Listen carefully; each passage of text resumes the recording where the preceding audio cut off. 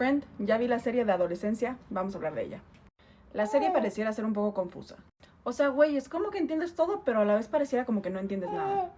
Pero creo que lo más importante que nos viene a enseñar esta serie es el entender que muchas veces no es un solo factor lo que lleva a una persona a cometer un acto atroz, sino que más bien es un cúmulo de factores de las diferentes áreas y ambientes de las cuales una persona se desempeña, lo que generan de alguna u otra forma como la tormenta perfecta para que esto pase. Y aquí nos vamos a concentrar en 4: familia, amistades, escuela y adolescencia. Porque sí, la adolescencia como factor único juega un papel grande. Pero antes de empezar, sí te advierto que se vienen spoilers. Primero, familia. Y vámonos a este primero, porque cuando una persona comete un acto como este, por lo general, lo primero que se culpa o donde se quiere observar es qué es lo que pasaba en casa.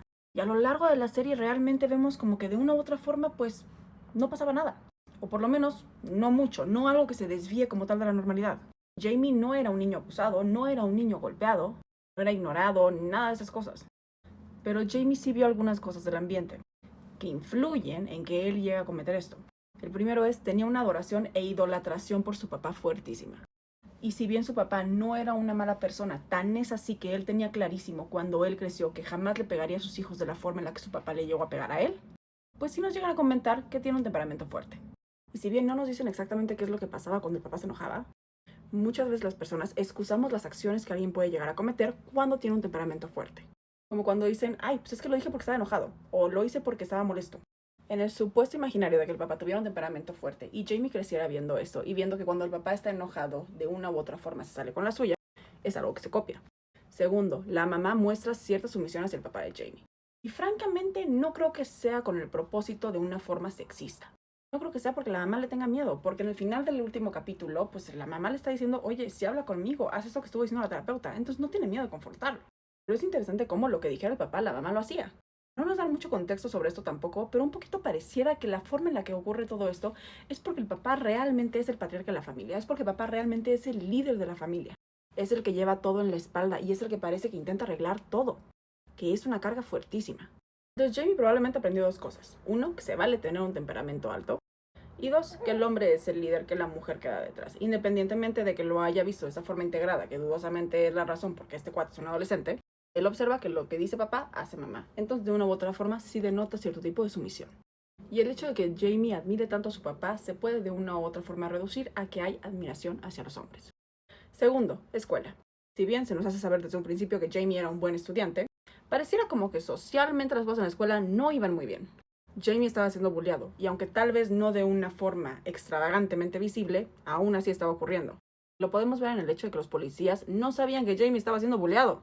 O sea, ellos pensaban como de, ay, güey, Katie es tu amiga. ¿Por qué me lo estás negando? Aquí está, aquí te escribí en Instagram. Cuando Katie en realidad lo estaba bulleando.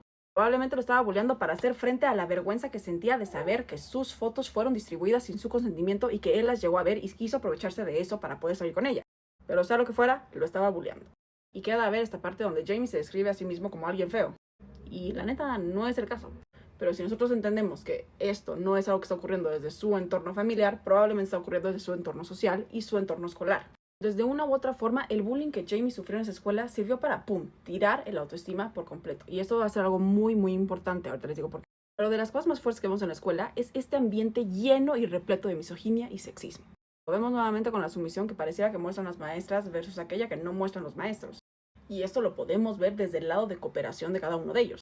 La maestra que le da el tour a los detectives, mega cooperadora. El profesor al que se le acercan y le preguntan, oye, específicamente qué piensas sobre este niño, dice, no, pues no sé, no conozco mucho. Y hasta ahí se queda. Lo más importante lo vemos en 2 puntos. La primera, la forma en la que se pasaron las fotografías de Katie, donde además al hacerlo sin el consentimiento de Katie, se reduce a la persona como un objeto sexual. Objeto sexual que de una u otra forma pierde su valor debido a que sus fotos ya fueron distribuidas entre todos, haciendo que Jamie piense que como ya perdió valor, pues entonces más fácilmente ella podría aceptarle una cita. No lo hace como tal porque le gusta, lo hace porque dice, pues a mí ya me dijeron y me metieron en la cabeza que yo soy feo y que yo soy un incel, que quiere decir que es una persona que no va a tener relaciones sexuales porque la gente no quiere tener relaciones sexuales con él. Como tú ya no eres un objeto codiciado, porque tú eres un objeto que de una u otra forma fue usado y ya no tiene suficiente valor, pues entonces en ese caso sí vas a querer estar conmigo. Y la segunda, muy importante, el momento en el que Jamie le dice a la psicóloga que él pudo haber tocado la parte que él hubiera querido de Katie mientras la estaba pero que no lo hizo. Y que como cualquier otro niño lo hubiera hecho, eso lo hace una mejor persona. Totalmente desacreditando esta parte de que efectivamente le quitó la vida a alguien. Porque en los ojos de Jamie pasa a parecer ser más bien un objeto sexual que ya fue utilizado. Utilizado y que por lo mismo no tenía derecho a rechazarlo. Y no nos da ningún indicio de que esto haya sido algo que se haya aprendido en casa. Por ende, el entorno escolar donde estaba es importante. Tercero, amistades.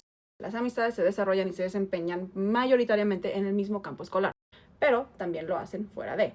Lo más importante que yo quiero que vean desde este lado de las amistades es que de una u otra forma sí existió esta incitación al acto. Y lo vemos en Ryan, que es el que le da el arma. Es a lo que voy. Esto no fue algo que les pareció raro. Tan no les pareció raro que se le incitó en hacerlo.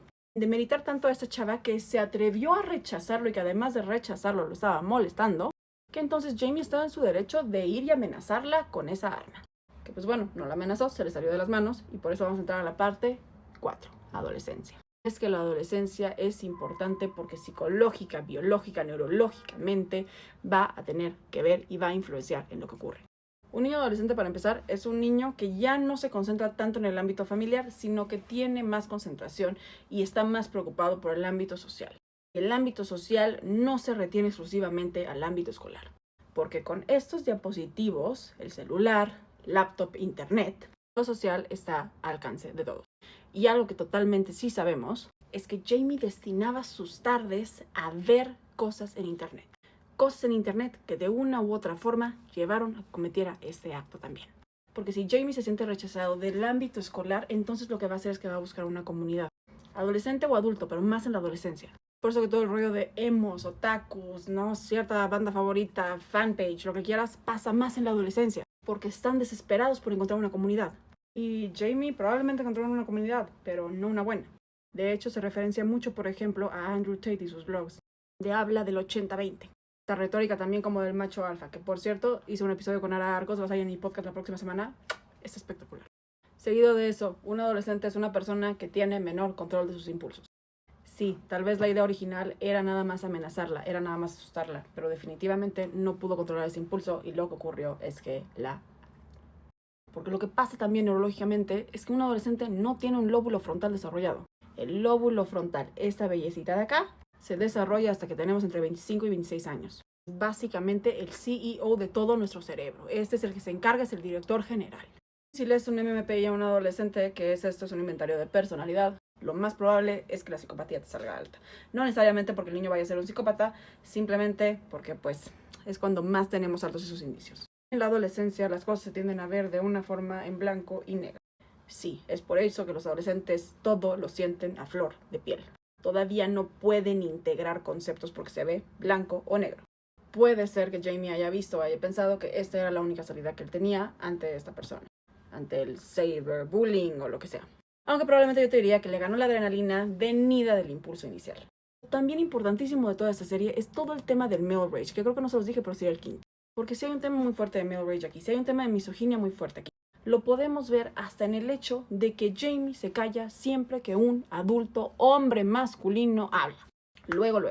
Pero no tiene problema, por ejemplo, en retar a las mujeres. Y es que existe esta retórica desgraciadamente dada por muchísimos creadores de contenidos que influencian a muchos niños. Existe un poder por encima de la mujer. Vean nada más cuando está hablando con la psicóloga, uno como él es el que quiere dirigir la conversación. Como si sus años de estudios de ella pues, fuera algo que realmente no fuera tan importante. También es adolescente, el egocentrismo es cuando más alto está. Pero bueno, continuando. Pero donde más claro se ve es en la satisfacción que le genera cuando la asusta. Cuando él se para por encima de ella. Cuando además la responsabiliza a ella por acciones que él mismo tuvo. Porque la responsabiliza a ella de que él se haya enojado por ella estar usando técnicas o tácticas que llevaron a que un hombre, el guardia del instituto, lo regañara. Y que además lo llevara a admitir lo que sí hizo. Desprestigia, menciona que el otro psicólogo, que me parece además que era hombre, hacía preguntas mucho más acertadas, pero la satisfacción que le genera a él ver que puede asustar a una mujer, ahí está todo.